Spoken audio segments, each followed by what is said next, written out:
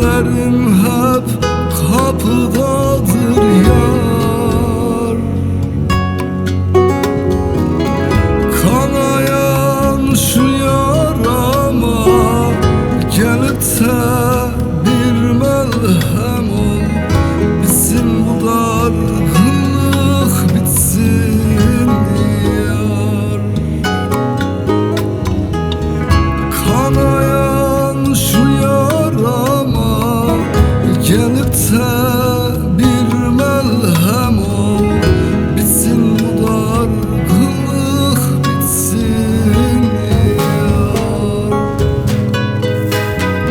Gel neredesin, gel geç olmadan gel, gün doğmadan gel,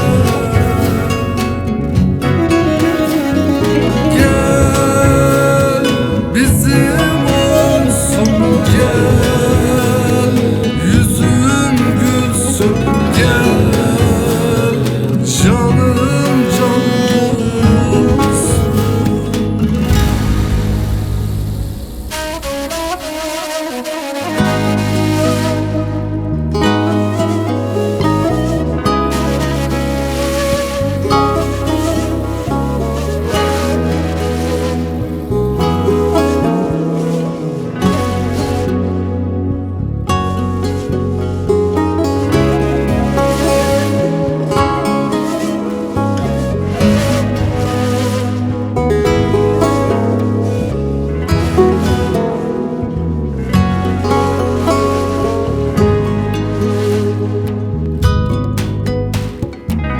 Sensizlik ölümden beter, dön gel gülüm dön gel yeter, hasretini içinde tüter yar.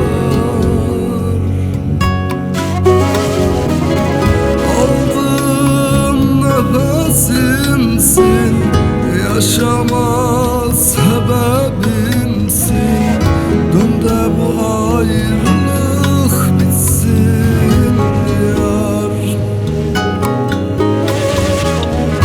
Aldığım nefesimsin, yaşama sebebimsin, gel de bu ayrılık bitsin yar. Gel neredesin, gel geç ol.